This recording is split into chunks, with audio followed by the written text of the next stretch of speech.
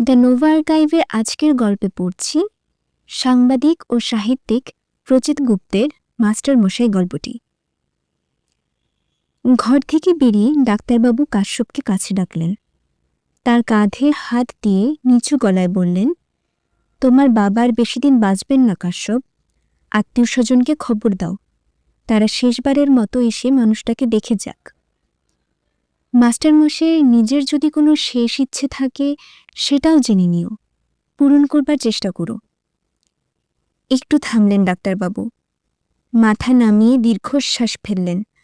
বললেন, আর কি বলবো বলো, মানুষ চিরকাল বেঁচে থাকে না, তাকে একদিন চলেই যেতে হয়। ইচ্ছে করে না তবু যেতে হয়। মানুষ জন্মের এটাই সব থেকে বড় দুঃখ। মাস্টারমশাই শুধু তোমাদের বাবা নন, এই চাপাডাঙ্গা গ্রামের সকলের প্রিয় মানুষ, শ্রদ্ধার মানুষ। তার কত ছাত্র দেশে বিদেশে ছড়িয়ে আছে, কেউ ডাক্তার, কেউ ইঞ্জিনিয়ার, কেউ শিক্ষক বা গবেষক। তুমি দুঃখ করো না, এইসব মানুষের মৃত্যু হয় না, তারা ছাত্রদের মাঝখানে বেঁচে থাকেন। আর কথা বাড়াতে পারলেন না ডাক্তারবাবু, শোকে তার গলা বুজে এলো। তিনি বেরিয়ে পড়লেন। কাশ্যপ চিন্তায় পড়ল। ডাক্তারবাবু বলে গেলেন, সময় আর বেশি নেই, সবাইকে খবর দিতে হবে, তারা বাবাকে শেষবারের মতো দেখে যাবে। কিন্তু কিভাবে খবর দেবে? আত্মীয় স্বজনদের ঠিকানা, ফোন নম্বর সে কিছুই জানে না। দীর্ঘ 20 বছর বিদেশে রয়েছে, সিডনিতে চাকরি করে, বেশি আসতে পারে না, মাঝে মাঝে আসে। এবার এসেছে 3 বছর পর।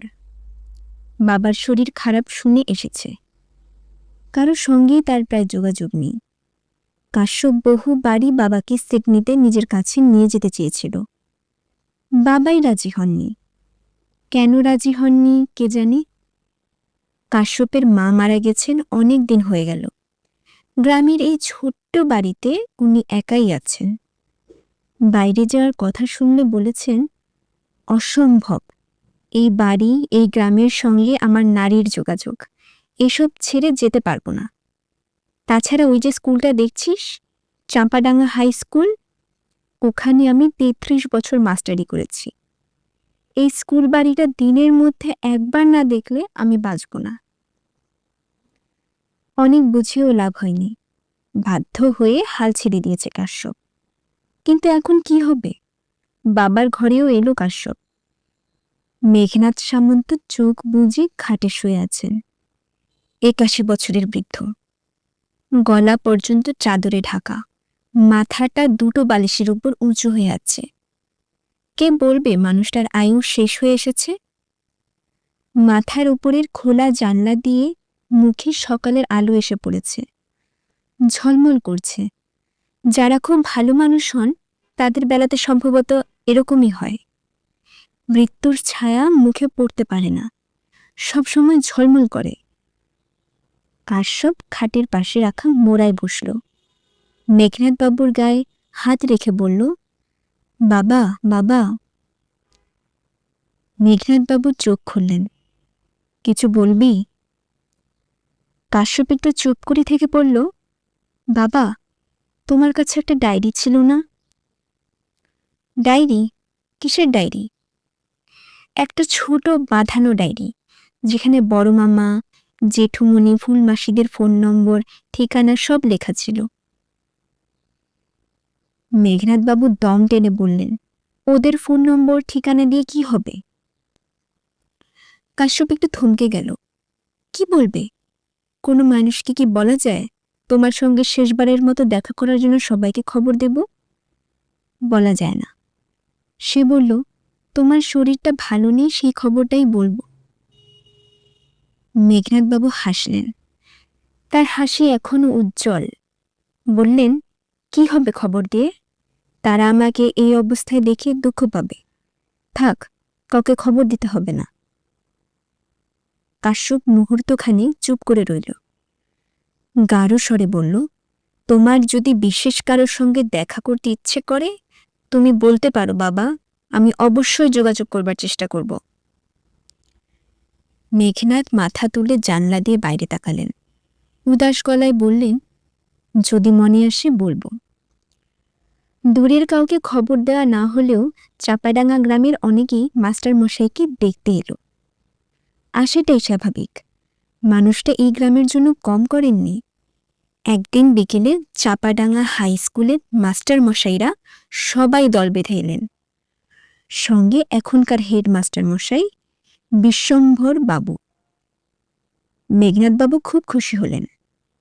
মানুষটা চাপাডাঙ্গা স্কুলের সঙ্গে জড়িত কাউকে দেখলেই খুশি হন। শিক্ষক, ছাত্র, কর্মচারী সবাইকে ভালোবাসেন। 20 বছরের বেশি হয়ে গেল উনি স্কুলের চাকরি থেকে অবসর নিয়েছেন, কিন্তু মন থেকে স্কুলকে সরাতে পারেননি। অবসর নেওয়ার পর উনি বহুদিন স্কুলে গিয়ে বিশেষ ক্লাস নিতেন। তার জন্য কখনো একটা পয়সাও নেননি। বিশেষ ক্লাসে অঙ্ক শেখাতেন। মেঘনাদ স্যারের কাছে অঙ্ক শেখার জন্য ছেলেরা উন্মুখ হয়ে থাকত। অঙ্কের মাস্টার মশাইরা সাধারণত রাগী হন। মেঘনাদ বাবু ছিলেন একেবারে উল্টো। অঙ্কের জন্য কোনো ছাত্রকে তিনি কখনো বকাছকা মারধর করেননি। তিনি বলতেন, অঙ্ক কঠিন লাগার আসল কারণ ভয়। যুগ যুগান্ত ধরে মাস্টার মশাইরা নিয়ম করে দিয়েছেন, অঙ্ক না পারলেই পিঠে বেত পড়বে। এই কারণেই ছেলে মেয়েরা ভয়ে সিটিয়ে থাকে, অঙ্কে পুরো মন দিতে পারে না। আমি এই নিয়ম মানি না। চাপাডাঙ্গা স্কুলের মাস্টার মশাইদের বসতে বলে মেঘনাদ সামন্ত বললেন, তোমাদের দেখে মনটা ভরে গেল। তোমাদের মধ্যে আমি নিজেকে দেখতে পাই। আমি চলে যাচ্ছি, তোমরা স্কুলটাকে প্রাণ দিয়ে রক্ষা করবে। বিশ্বম্ভর বাবু ভারী গলায় বললেন, ওভাবে বলবেন না মাস্টার মশাই, আপনাকে আমরা কোথাও যেতে দেব না। মেঘনাদ সামন্ত একটু শুকনো হাসলেন, বললেন, ঠিক আছে, ওসব কথা থাক। স্কুলের খবর বলো। খেলার মাঠটাকে ঠিক করা গেছে? ছেলেদের খাবার জলের জন্য আরেকটা ডিপ টিউবওয়েল বসানোর কথা ছিল, সেটার কি হলো?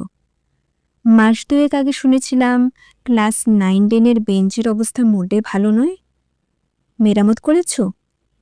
নতুন কিনলেই তো ভালো হয়। মেঘনাদ বাবুর কথায় স্কুলের মাস্টার মশাইরা অবাক হলেন। অসুস্থ অবস্থাতেও উনি স্কুলের ব্যাপারে এত খোঁজ খবর নিচ্ছেন, এত উৎসাহ দেখাচ্ছেন। বিশ্বম্ভর বাবু মাথা নামিয়ে বললেন, টাকা পয়সার টানাটানি চলছে। এতগুলো কাজ করতে 1,02,000 টাকা লাগবে। তাছাড়া ভেবেছিলাম একটা লাইব্রেরির ঘর বানাবো, কিন্তু সবটাই আটকে আছে। মেঘনাদ বাবু চিন্তিত গলায় বললেন, তোমরা সরকারের কাছে আবেদন করছো না কেন?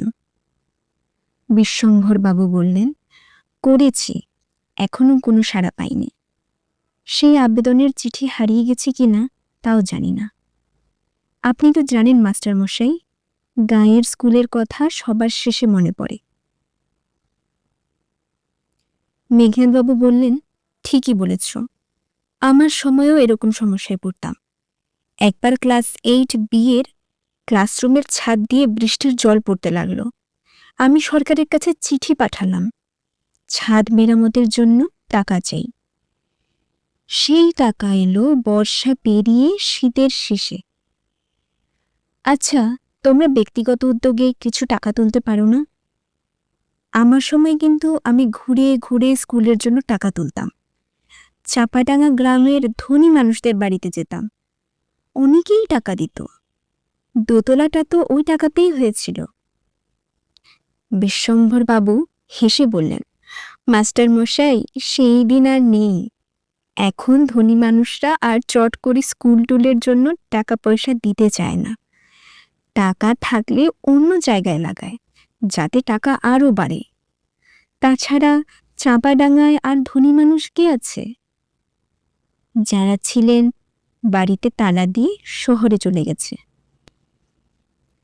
মেঘনাদ সামন্ত বিষণ্ণ গলায় বললেন, তাও ঠিক, তবু তুমি চেষ্টা করো, সরকারের অফিসে দরবার করো। একটা ভালো লাইব্রেরি ছাড়া স্কুল কি করে চলবে? বিশ্বম্ভর বাবু বললেন, মাস্টার মশাই, আপনার জন্য একটা সামান্য উপহার এনেছি। মেঘনাদ সামন্ত অবাক হয়ে বললেন, উপহার? এই সময়ে উপহার কি দেবে? বিশ্বম্ভর বাবু ব্যাগ থেকে কাগজে মোড়া একটা চৌকো মতো জিনিস বের করলেন। কাগজ খুলতে দেখা গেল চাপাডাঙ্গা হাই স্কুলের একটা হাতে আঁকা ছবি। ভারী সুন্দর, জল রং দিয়ে আঁকা হয়েছে। তবে ছবিটা বেশ কয়েক বছর আগের। সোনালি ফ্রেম দিয়ে যত্ন করে বাঁধানো হয়েছে। মেঘনাদ সামন্ত হাতে ছবিটা নিয়ে অস্ফুটে বললেন, বাহ, অপূর্ব। বিশ্বম্ভর বাবু উৎসাহ নিয়ে বললেন, মাস্টার মশাই, ছবিটা কার আঁকা আপনি কি বলতে পারবেন? ছবির গায়ে হাত বোলাচ্ছেন মেঘনাদ বাবু, যেন পরম যত্নে তার সন্তানের গায়ে হাত বোলাচ্ছেন। বিড় করে বললেন, কার আঁকা? আমাদের স্কুলেরই এক ছাত্রের। আপনার সময়েই স্কুলে পড়ত। স্কুলের পুরনো কাগজপত্র পরিষ্কার করতে গিয়ে হঠাৎ পাওয়া গেছে। দুমড়ানো মুচড়ানো অবস্থাতে পাওয়া গেছে। মেঘনাদবাবু উজ্জ্বল চোখে বললেন, তাই নাকি? কি নাম? তীর্থঙ্কর রায়, ক্লাস 10-এ পড়ত। মেঘনাদবাবু চোখ বুজে মনে করার চেষ্টা করলেন। নিজের মনে মনে বললেন, তীর্থঙ্কর, তীর্থঙ্কর, তীর্থঙ্কর। ছবি আঁকত, এখনই ঠিক মনে করতে পারছি না। চাঁপাডাঙ্গা স্কুলের ড্রয়িং স্যার জীবন চক্রবর্তী বসেছিলেন হেডমাস্টার মশাইয়ের পাশে। বললেন, মাস্টার মশাই, আর আপনাকে কষ্ট করে মনে করতে হবে না। খবর পেয়েছি সেই ছেলে এখন আর এদেশে থাকে না। বিদেশে গিয়ে খুব বড় আর্টিস্ট হয়েছে। ছবি আঁকার স্কুল খুলেছে। বিশ্বম্ভর বাবু বললেন, মাস্টার মশাই, আমরা কাশ্যপকে বলে যাচ্ছি সে যেন ছবিটা আপনার সামনে ওই দেয়ালে টাঙিয়ে দেয়। আপনি চোখ খুললেই দেখতে পাবেন। মেঘনাদবাবু ধীর গলায় বললেন, ভালো করেছ, খুব ভালো করেছ। এখন তো আর নিজে গিয়ে স্কুলটাকে দেখে আসতে পারি না। এই ভালো, যতদিন বাঁচব চোখ খুললেই দেখতে পাব। তবে তীর্থঙ্করকে মনে করতে পারছি না। এত সুন্দর ছবি আঁকত, এই ছেলেকে ভুলে যাওয়াটা আমার ঠিক হয়নি। খুবই অন্যায় হয়েছে। কাশ্যপের খুব ভালো লাগলো। বাবা কত আনন্দ নিয়ে মাস্টার মশাইয়ের সঙ্গে কথা বললেন। মনে হচ্ছিল না মানুষটা অসুস্থ। আসলে ভালো লাগার বিষয় নিয়ে কথা বললে মানুষের কষ্টই ভুলে যায়। সে দরজা পর্যন্ত সবাইকে এগিয়ে দিল। বিশ্বম্ভর বাবুকে বলল, আপনারা যদি মাঝে মধ্যে আসেন খুব ভালো হয়। চাপাডাঙ্গা স্কুলের কাউকে দেখলে বাবা খুব খুশি হন। সন্ধেবেলা ছেলেকে কাছে ডাকলেন মেঘনাদ সামন্ত। আমার একটা ইচ্ছে আছে। কাশ্যপ বাবার মুখের উপর ঝুঁকে পড়ে বলল, কি ইচ্ছে বাবা? আমি মৃত্যুর আগে আমার এক ছাত্রের সঙ্গে যোগাযোগ করতে চাই। কে? কাশ্যপ উৎসাহ নিয়ে বলল, তার নাম তীর্থঙ্কর, তীর্থঙ্কর রায়। ওই যে দেয়ালের ছবিটা দেখছ, এটা তারই আঁকা। আমি তাকে মনে করতে পারছি না। এর জন্য আমি ভেতরে ভেতরে ছটফট করছি। যে ছেলে এত সুন্দর ছবি আঁকত, তাকে আমি কেন ভুলে যাব? যে করেই হোক তুমি তার সঙ্গে আমার একবার কথা বলিয়ে দাও। শুনলাম সেও তোমার মতো বিদেশে থাকে, আমেরিকা বা ইউরোপের কোনো শহরে। নিশ্চয়ই দেব বাবা। তুমি তার টেলিফোন নম্বর বা মেইল আইডি দিতে পারবে? আমি ল্যাপটপ থেকে আজই তার সঙ্গে যোগাযোগ করে নিচ্ছি। ওসব কিছুই আমার কাছে নেই। এবার দেখো তুমি যদি কিছু পারো। এতটা কথা বলেই মেঘনাদ সামন্ত হাঁপিয়ে উঠেছেন। তিনি চোখ বুঝলেন। চিন্তিত মুখে কাশ্যপ বলল, ঠিক আছে, দেখছি। কাশ্যপ মনে মনে প্রতিজ্ঞা করল, যে করেই হোক তীর্থঙ্কর রায়কে বাবার সঙ্গে যোগাযোগ করিয়ে দেবে। তার মেইল আইডির সন্ধান পেলে আর সমস্যা হবে না। আধুনিক প্রযুক্তিতে তো এটাই সবচেয়ে বড় সুবিধে। পৃথিবীটা হাতের মুঠোয় এসে গেছে। কাশ্যপ রাতের খাওয়া সেরে ল্যাপটপ খুলে বসল। আর্টিস্ট তীর্থঙ্কর রায় লিখে সার্চে ক্লিক করতেই 156 জন তীর্থঙ্কর রায়ের তালিকা ভেসে উঠল পর্দায়। সকলেই শিল্পী। এর মধ্যে বাবার ছাত্র কোনজন? জানতে হলে সকলের পরিচয় ঘাঁটতে হবে। 156 জনের পরিচয় দেখা কঠিন বিষয়। তার উপর আরেকটা সন্দেহ আছে, সেই তীর্থঙ্কর রায় কি চাঁপাডাঙ্গার কথা লিখবে? গ্রামের স্কুলের কথা অনেকেই চেপে যায়, এড়িয়ে চলে, অনেক সময় বানিয়ে বড় কোনো শহরের স্কুলের কথা বলে। এই ছিল যদি সেরকম হয়, তাহলে তো কিছুই করা যাবে না। যাই হোক, বাবার এই ইচ্ছে পূরণ করবার চেষ্টা করতেই হবে। নিজে গিয়ে রান্নাঘরে কফি বানালো কাশ্যপ। তারপর কফির মগ নিয়ে বসে 156 জন তীর্থঙ্করের প্রোফাইল খুঁজতে শুরু করলো কাশ্যপ। কিন্তু রাত 2টো পর্যন্ত হাতড়েও কোনো লাভ হলো না। চাঁপাডাঙ্গার তীর্থঙ্কর কোথাও নেই। যদি থেকেও থাকে, সে চাঁপাডাঙ্গার নাম গোপন করেছে। কাশ্যপ হতাশ। এতটা এগিয়েও লাভ হলো না, বাবার ইচ্ছেটা মেটানো গেল না। খানিকটা রেগেই কাশ্যপ এবার একটা কাণ্ড করল। নিজে একটা বার্তা লিখল, তারপর সেন্ড করে দিল 156 জন শিল্পী তীর্থঙ্কর রায়ের কাছে। ইংরেজিতে লেখা সেই বার্তার মানে এরকম: নমস্কার, আমার নাম কাশ্যপ সামন্ত। আমার বাবার নাম মেঘনাদ সামন্ত। তিনি পশ্চিমবঙ্গের এক গ্রামে থাকেন। সেই গ্রামের নাম চাঁপাডাঙ্গা। একসময় আমার বাবা চাঁপাডাঙ্গা হাই স্কুলের প্রধান শিক্ষক ছিলেন। সেই সময় ক্লাস 10-এর এক ছাত্র খুব সুন্দর ছবি আঁকত। সে জল রং দিয়ে স্কুলের একটা ছবিও এঁকেছিল। সম্প্রতি সে ছবিটি স্কুলের পুরানো কাগজপত্রের ভেতর থেকে উদ্ধার করা গেছে।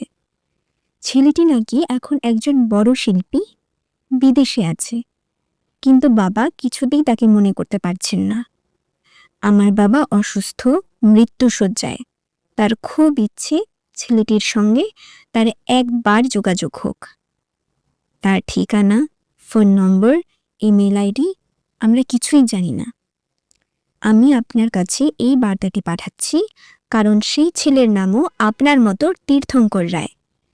আপনি যদি চাঁপাডাঙ্গার তীর্থঙ্কর রায় হন, তাহলে দয়া করে আমার মেইলে খুব তাড়াতাড়ি জবাব পাঠান। আমি টেলিফোন বা কম্পিউটারে বাবার সঙ্গে আপনার একবার কথা বলিয়ে দেব। একজন মৃত্যুপথযাত্রী মাস্টার মশাইয়ের শেষ ইচ্ছের কথা ভেবে আশা করি আপনি নিশ্চয়ই সাড়া দেবেন। আমি এখন চাঁপাডাঙ্গায় বাবার কাছেই আছি। আমার মোবাইল ফোন নম্বর সঙ্গে দিয়ে দিলাম। 1 দিন, 2 দিন, 3 দিন কেটে গেল। কাশ্যপ রোজই কম্পিউটার তার মেইলে চেক করে। না, কোনো জবাব নেই। এদিকে মেঘনাদবাবুর অবস্থার অবনতি হয়েছে। শনিবার শরীরটা বেশি খারাপ হলো। কাশ্যপ বসেছিল পাশে। দরজায় কড়া নাড়ার শব্দ। কে এলো? গ্রামের কেউ বাবার খবর জানতে এসেছে? হতে পারে। শুধু সকালে কেন, কেউ কেউ রাত করেও খবরাখবর নিতে আসে। কাশ্যপকে বলে যায়, কোনো চিন্তা করবে না, যত রাতি হোক দরকার হলেই আমাদের ডাকবে। নিশ্চয়ই সেরকম কেউ। কাশ্যপ উঠোন পেরিয়ে গিয়ে দরজা খুলল। খুলে চমকে গেল। না, গ্রামের কেউ নয়। লম্বা চওড়া চেহারার একটি ঝকঝকে ছেলে দাঁড়িয়ে আছে। তার বয়সী, ধোপদুরস্ত শার্ট প্যান্টে ঝলমল করছে। পিছনে বাড়ির বাইরে দাঁড়িয়ে থাকা একটা চকচকি বড় গাড়িও দেখা যাচ্ছে। বোঝাই যাচ্ছে যুবক এই গাড়িতে এসেছে। কাশ্যপ জিজ্ঞাসা চোখে তাকালো। ছেলেটি হাত বাড়িয়ে বলল, আপনি নিশ্চয়ই কাশ্যপ? আমি তীর্থঙ্কর, তীর্থঙ্কর রায়, আপনার বাবার ছাত্র। মাস্টারমশাই কেমন আছেন? কাশ্যপ প্রায় লাফিয়ে উঠল। ইচ্ছে করল ছেলেটিকে জড়িয়ে ধরতে। তার মুখের কথা জড়িয়ে গেল। আপনি আপনি তীর্থঙ্কর? উফ, আপনাকে যে কিভাবে খুঁজছি। তীর্থঙ্কর সামান্য হাসল, বলল, আর খুঁজতে হবে না, আমি এসে গেছি। আপনার মেইল পেয়েছি। মনটা খুব খারাপ হয়ে গেল। মাস্টার মশাইয়ের কাছে আমি যে কতখানি কৃতজ্ঞ উনি নিজেও জানেন না। উনি না থাকলে আমি আজ শিল্পীই হতে পারতাম না। সকালে কলকাতা থেকে নিজে গাড়ি চালিয়ে চলে এলাম, তবে আমার হাতে সময় খুব কম। ধন্যবাদ। বাবার শরীরটাও খুব খারাপ, আর কতদিন বাঁচবেন জানি না। আপনি যদি দেরি করে ফেলতেন তাহলে হয়তো দেখাই হতো না। কাশ্যপ আর কথা বাড়ালো না, তীর্থঙ্করকে বাবার কাছে নিয়ে গেল। মেঘনাদ সামন্ত চোখ খুললেন। কাশ্যপ ঝুঁকে পড়ে বলল, বাবা, দেখো কে এসেছে, তোমার সেই ছবি আঁকিয়ে ছাত্র তীর্থঙ্কর। দেখো তো চিনতে পারো কিনা। মেঘনাদ সামন্ত চিনতে পারলেন না।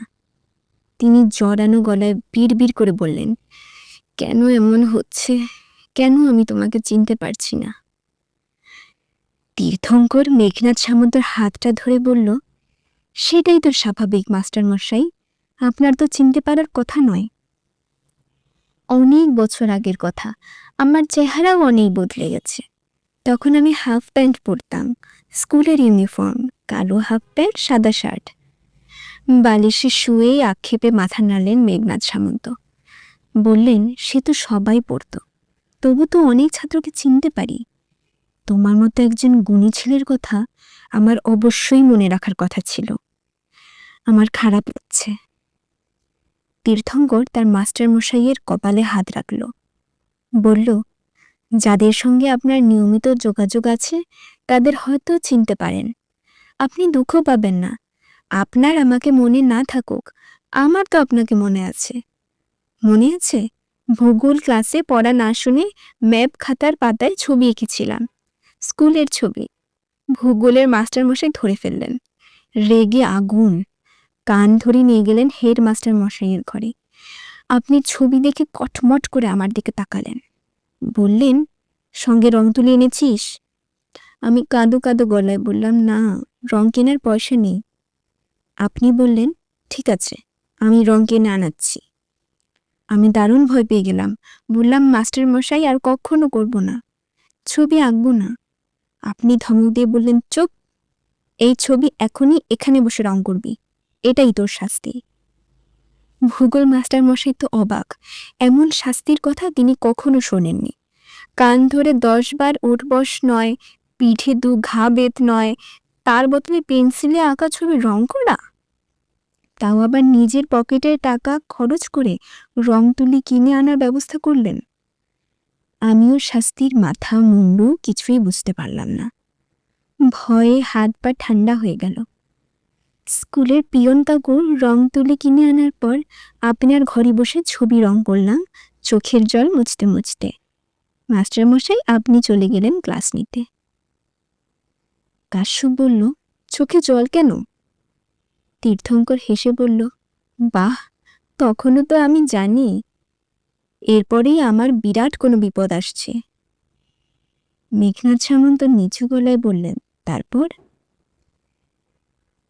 তারপর আপনি ফিরে এসে আমার ছবি দেখলেন, দেখে আমাকে জড়িয়ে ধরে বললেন, তুই একদিন খুব বড় শিল্পী হবি, সবার মুখ উজ্জ্বল করবি। এই ছবিটা রেখে দিলাম, এটা চাঁপাডাঙ্গা স্কুলের সম্পত্তি হলো। তুই এই রং তুলি রাখ, এটা তোর সারা জীবনের সঙ্গী হবে। আমার যে কি আনন্দ হলো আমি বুঝিয়ে বলতে পারবো না। কথা শেষ করে তীর্থঙ্কর দেয়ালের দিকে তাকালো। তার চোখে জলের বিন্দু, সেখানে তার আঁকা ছবিটা ঝুলছে। তীর্থঙ্কর এবার তার হাতের ব্রিফকেস খুলে স্কুলের জন্য একটা চেক বের করল। মেঘনাদ সামন্ত বললেন, এটা কি? 2 লক্ষ টাকার চেক, চাঁপাডাঙ্গা হাই স্কুলের নামে লিখে এনেছি। এটা আসলে আমার আপনাকে প্রণাম। আমি জানি চাঁপাডাঙ্গা স্কুলকে আপনি কত ভালোবাসেন, এটা আপনি না করতে পারবেন না। আপনাদের আশীর্বাদে বিদেশে ছবি বিক্রি করি আর ছবি আঁকা শিখিয়ে কিছু টাকা পয়সা রোজগার করেছি। দয়া করে আপনি এটা স্কুলে পাঠিয়ে দেবেন। টাকাটা যদি স্কুলের কোনো কাজে লাগে আমি বড় খুশি হব। আজ আমি উঠব। মেঘনাদ সামন্ত তীর্থঙ্করের হাতে কিছু বলতে গেলেন, পারলেন না। তার 2 চোখ বেয়ে জল গড়িয়ে পড়ছে। মাস্টার মশাই, আপনি কি এবার আমাকে চিনতে পারলেন? মেঘনাদ সামন্ত এবার চোখ বুজে ফিসফিস করে বলতে লাগলেন, না, বড় কষ্ট হচ্ছে। দীর্ঘশ্বাস ফেলে উঠে দাঁড়ালো তীর্থঙ্কর। মুহূর্তখানেক ভুরু কুঁচকে তাকিয়ে রইল তার প্রিয় মাস্টারমশাইয়ের দিকে। তারপর ধীর পায়ে বেরিয়ে গেল ঘর থেকে। গাড়িতে উঠবার সময় কাশ্যপ বলল, আপনি যে এত দূর এসেছেন, এর জন্য কি বলে যে ধন্যবাদ দেব।